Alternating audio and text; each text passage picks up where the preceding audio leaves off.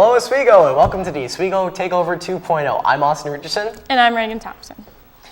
So, Reagan, since this is our first time being on air together, this should be interesting. Yes, I'm very excited to see how this goes. How's swim going this year? Actually, it's going very well. We had our first meet a few days ago and turned out pretty well. Great. How's volleyball going for you? It went pretty well this year. I was going to all the games and watching.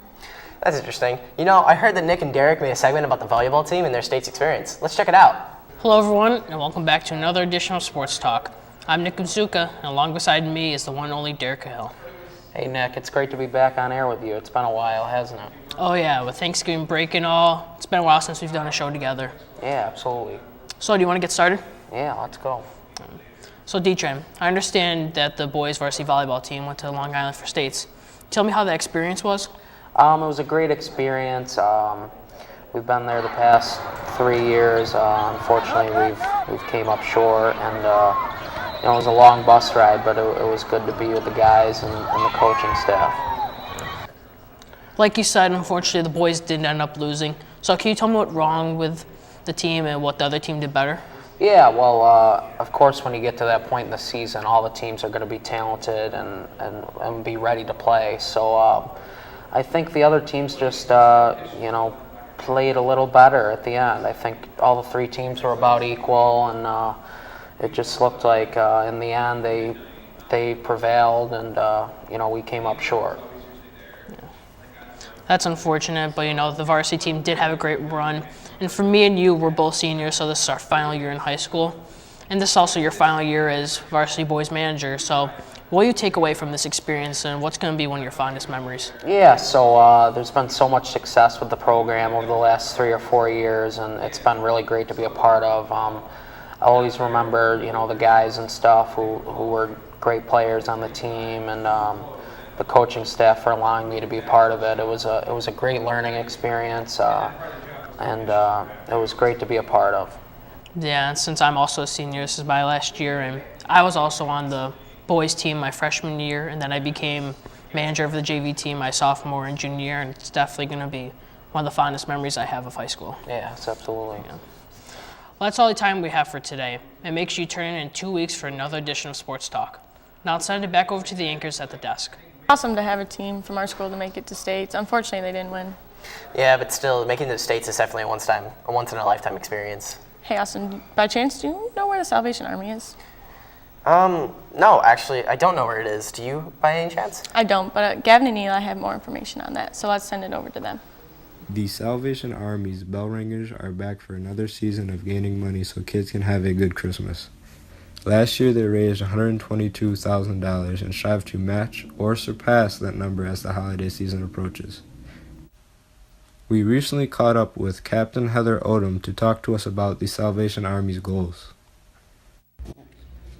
What could someone watching do to help you guys? To help us? Well, we are always looking. Right now, it's our major fundraiser, the Salvation Army Kettles, and the money raised from the kettles helps fund our programs year-round as well as our Christmas assistance. For Christmas, we give toys and food boxes to families in need, so we're always looking for toys or food donations. And then as well as volunteers to help run the kettles. And as I said, those kettles, they help keep our buildings open 24/7. So we have a soup kitchen 5 days a week all year long in Fulton and 6 days a week all year long in Oswego. And the money raised from the kettles helps us to operate those programs as well. So we're always looking for volunteers as well as financial donations and tangible donations like food and things like that.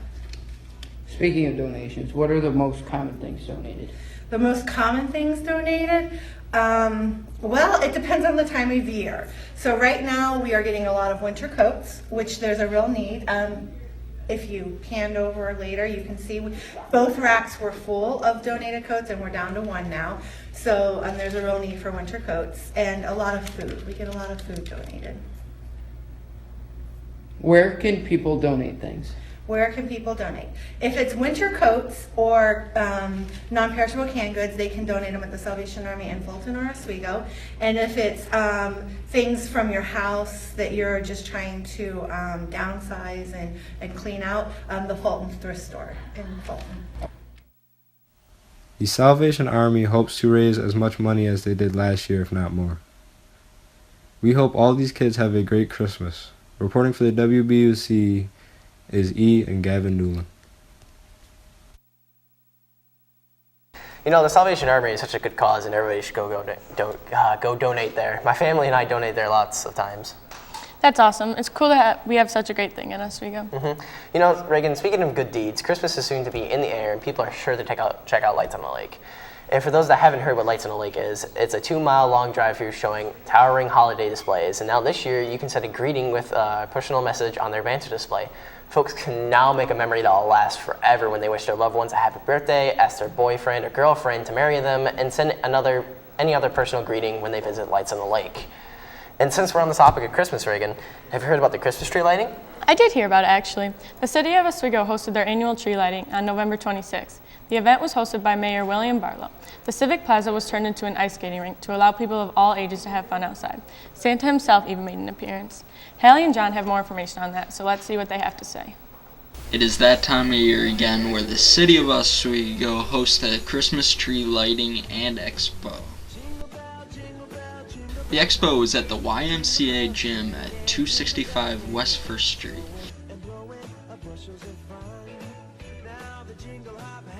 The expo consisted of many homemade items and goods from all around Oswego. There was a lot of vendors that made up the expo and plenty of time to check it all out.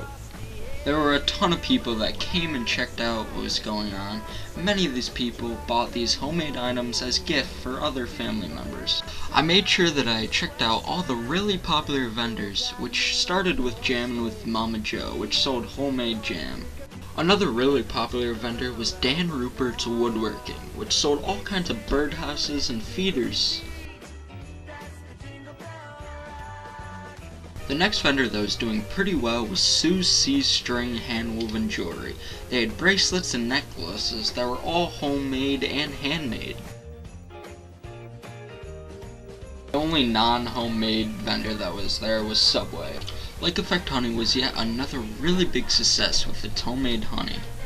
The last vendor that I saw that was pretty popular was Nature's Beauty and Silk, with their homemade silk floral arrangements. These you can put around the house as decoration or at the dinner table.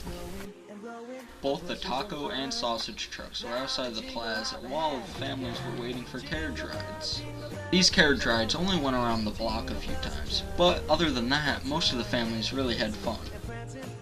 Outside City Hall, there was music and a lot of people waiting for Santa's elves to get City Hall ready for Santa's arrival. These elves made sure that everything was ready for Santa's arrival and also trying to help these kids tell Santa what they wanted for Christmas.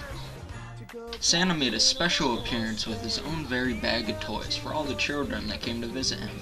There was a huge line of excited kids waiting to meet Santa and receive their goodie bag and candy cane from Santa himself. And they also wanted to tell Santa what they wanted for Christmas. These kids were able to get their picture with Santa and his elves and all of his helpers. If Santa wasn't enough to get you in the Christmas spirit, there was also a ice skating out at City Hall. This event included many activities and guest performances in the plaza, including dance routines, singing of songs, and even a special reading of The Night Before Christmas, read aloud by none other than Kevin Caracoli. After the reading, guests eagerly gathered around and waited for the annual lighting of the holiday tree, officially beginning the Oswego's holiday season. The mayor led the crowd in the countdown, and Santa's helper pressed the button to set the tree aglow. Hundreds of people came out and enjoyed this day-long event. Despite the lack of snow, it's beginning to look a lot like Christmas here in Oswego, thanks to the special event which decks out the city in decorations and puts people in the Christmas spirit. This has been Haley Wells and John Rice for WBUC Productions. Let's bring it back to our anchors. I've never been to the Christmas tree lighting. I'm definitely going to have to check it out next year. It seems really cool. Definitely has brought the holiday spirit throughout the city. Well, that's this week's edition of Oswego Takeover 2.0. Please tune in next week with Zach and Cole.